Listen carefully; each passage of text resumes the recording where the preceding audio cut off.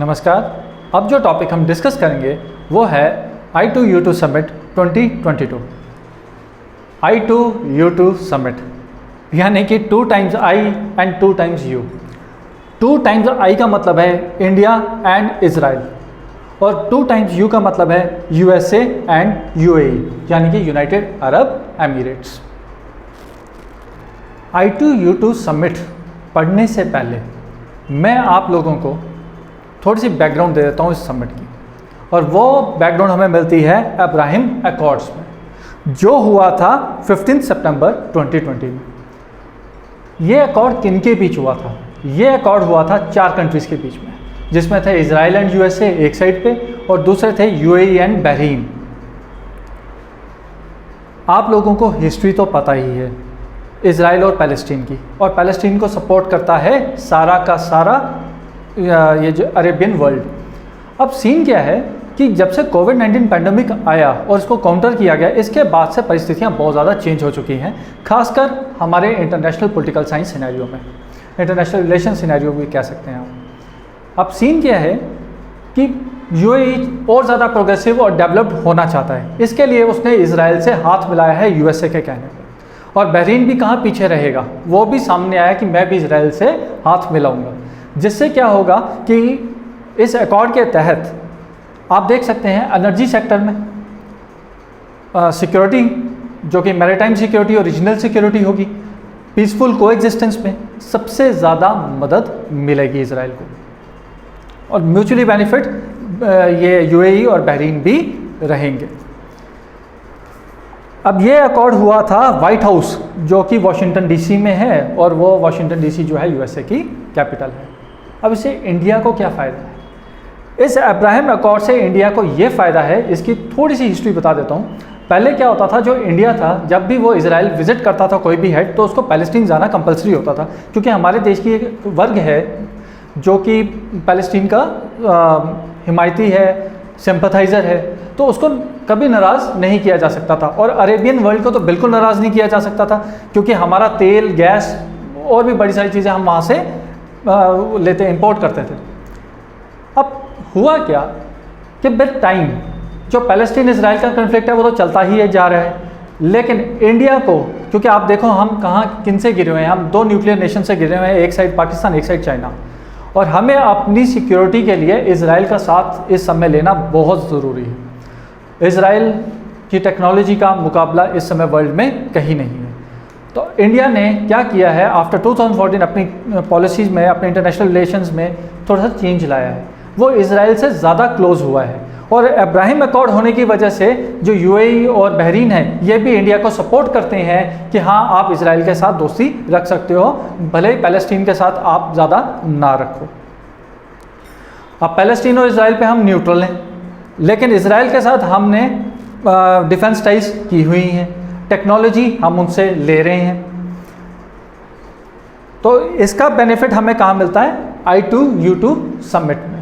कैसे मिलता है मैं बताता हूँ।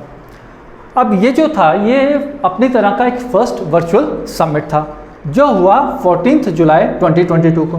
इसमें हेड ऑफ द स्टेट्स बैठे हुए थे। हमारे देश से रिप्रेजेंट किया प्राइम मिनिस्टर मोदी जी ने, इजराइल से किया याइर लैपिड ने जो वहाँ के प्राइम मिनिस्टर हैं, USA से किया उनके प्रेसिडेंट जो बिडेन ने, और UAE से उनके प्रेसिडेंट मोहम्मद बिन जायद अल नाह्यान ने वहाँ रिप्रेजेंट किया। अब हर समिट की तरह इस समिट में भी कुछ मुद्दों पे सहमति बनी है। अब क्या सहमति बनी है वो मैं बता देता हूँ। सबसे पहले इस समिट में डिस्कस किया गया फूड सिक्योरिटी क्राइसिस का।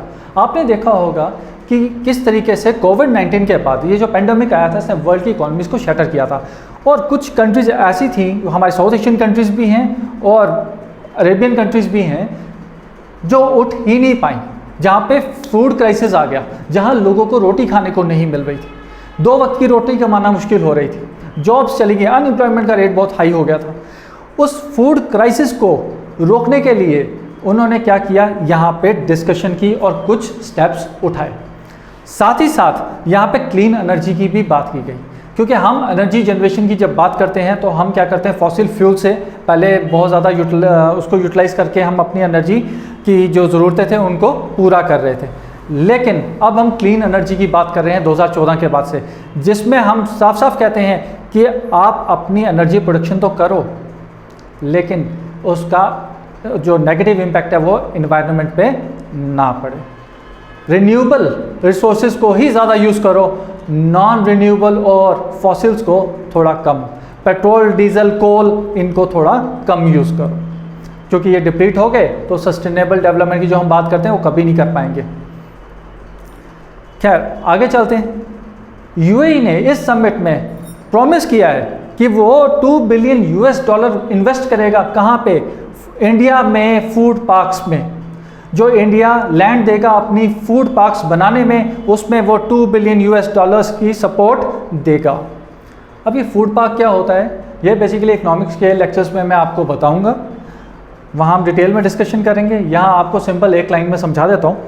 आप ये समझिए कि फूड पार्क्स वो जगह हैं, वो जगह डेजिग्नेटेड हैं जहाँ पे फार्मर्स अपना प्रोड्यूस लाता है, वहीं पे वो प्रोसेस होता है और रिटेलर भी वहीं से अपना सामान उठा के आगे बेचता है।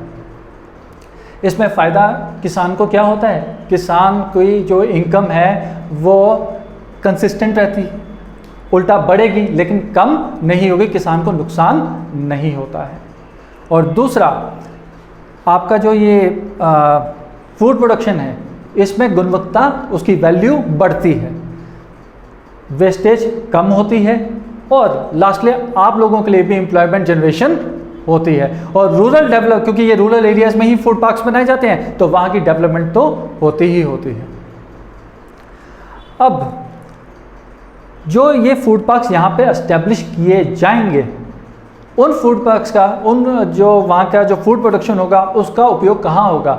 उसका उपयोग उन कंट्रीज़ के लिए भी होगा जो साउथ एशिया में हैं और जो फूड क्राइसिस से जूझ रही हैं, और उन कंट्रीज़ के लिए भी जो इस समय अरब वर्ल्ड में हैं और वहाँ पे भी जिन जगहों पे फूड क्राइसिस आया हुआ है, ये उसको टैकल करेंगे। इसके बाद इंडिया क्या करेगा? लैंड प्रोवाइड करेगा इन फूड पार्क्स के लिए। और ये तीनों कंट्रीज़ हैं, कौन सी? इजराइल, यूएसए एंड यूएई, ये मॉनिटरली हमें सपोर्ट करेंगे इंफ्रास्ट्रक्चर डेवलपमेंट में। फिर अब मैं एनर्जी की बात कर रहा था, तो इस समय आपको पता है कि गुजरात में हाइब्रिड रिन्यूएबल एनर्जी प्रोजेक्ट लगा हुआ है जो 300 मेगावाट पावर को प्रोड्यूस कर रहा है। और ये हम जो इसमें सोर्सेज यूज़ कर रहे हैं वो है विंड और सोलर। अब प्रॉब्लम क्या है कि अभी तक हम फॉसिल फ्यूल्स पर डिपेंडेंट थे, लेकिन अब हमने इसमें पैराडाइम शिफ्ट लाया है और इसी चीज़ को जो लाइफ कैंपेन मोदी जी ने चलाया है उसको सपोर्ट कर रहे हैं ये कंट्रीज़। कौन से? Israel, USA, UAE. और इन्होंने कहा हम आपको इसमें सपोर्ट करेंगे जो आप क्लीन एनर्जी की तरफ अपना जो आपने पग बढ़ाया है। और यही चीज़ एक बहुत बड़ा स्टेप है हमारे उस टारगेट को अचीव करने के लिए जो इंडिया ने रखा है कि वो आने वाले फ्यूचर यानी कि 2030 तक क्या प्रोड्यूस करेगा? 500 गीगावाट पावर प्रोड्यूस करेगा और उसमें वो फॉसिल फ्यूल्स का प्रयोग नहीं करेगा, वो रिन्यूएबल रिसोर्सेज से ही अपना पावर जनरेशन करेगा। ये टारगेट था। तो होप क्लियर हुआ होगा, इजी लगा होगा। बाकी के जो लेक्चर्स अगले लेक्चर में मैं आपको बता दूंगा, जो नए नए समिट्स आएंगे उसी में डिस्कस करेंगे। ठीक है, थैंक यू।